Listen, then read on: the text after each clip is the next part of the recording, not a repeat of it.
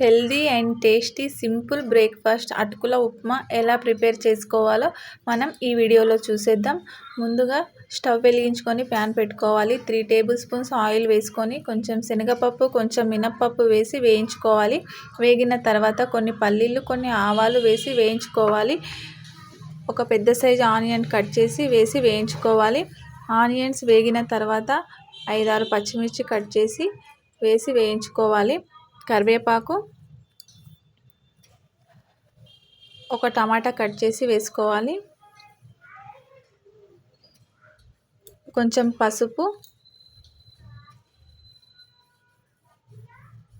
అల్లం వెల్లుల్లి పేస్ట్,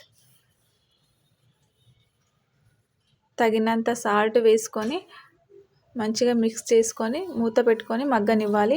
ఒక గిన్నెలోకి అటుకులు వేసుకొని వాటర్ పోసుకొని మంచిగా తడిపి గట్టిగా పిండి పక్కకు పెట్టుకోవాలి. ఇప్పుడు అటుకులని దాంట్లో వేసి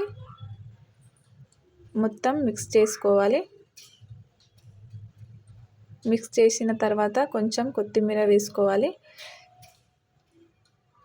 వేసి మిక్స్ చేసుకోవాలి.